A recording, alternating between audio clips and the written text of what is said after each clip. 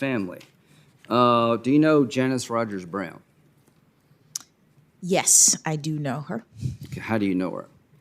She was a judge on the court that I now serve. We didn't overlap, and I'm struggling to remember whether I ever met her, but she was a judge on the circuit court. Right, and you were a district court judge, is that right?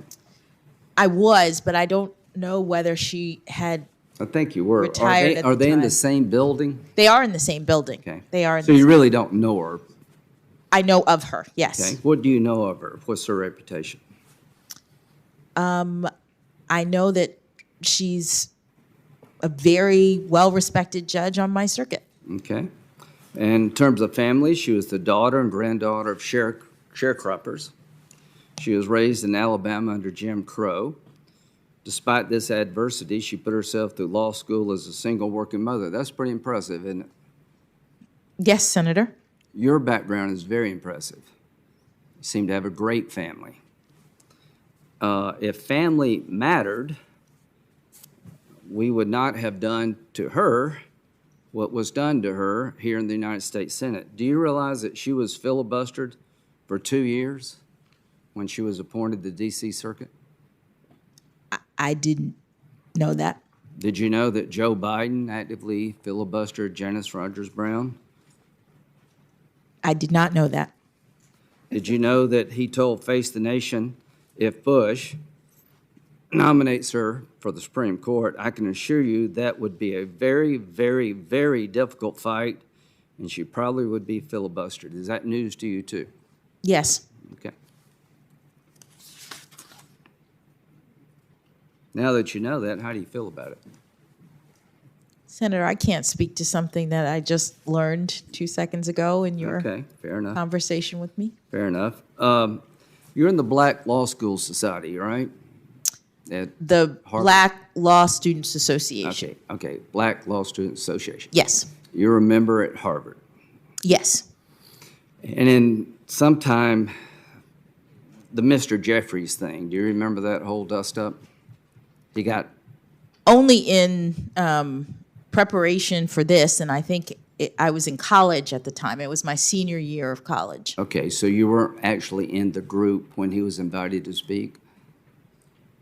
I don't know which group invited him to speak. I was a black student at Harvard, both in the Harvard Undergraduate Black Students Association and the Harvard Law School Black Right. Students Association. Do you remember going to a speech given by Mr. Jeffries? I think he's the uncle of Akeem Jeffries.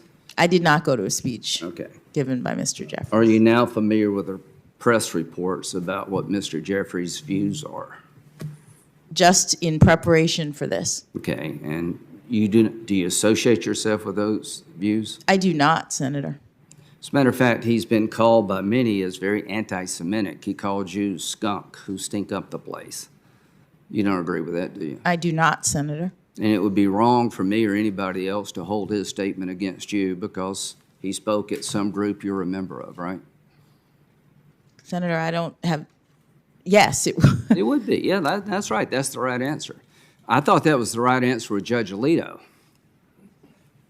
When they made a big deal about some group he was in that had views that he didn't agree with and tried to call him basically a racist, and found out that Senator Kennedy, God rest his soul, who beat the crap out of the guy for being part of some supper club that was actually in some organization called the OWL that didn't admit women. So I guess the reason I'm bringing all this up is it gives me a chance to remind this committee in America there are two standards going on here.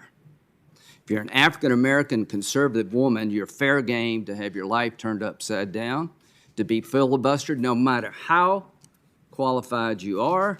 And if you express your faith as a conservative, all of a sudden you're an effing nut.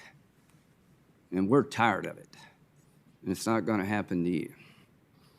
But it just appalls me that we can have such a system in America, that if a conservative woman wants to stand out and say, I love my family just as much as you love yours, and my faith means just as much to me as it does you, that all of a sudden there comes some kind of weirdo.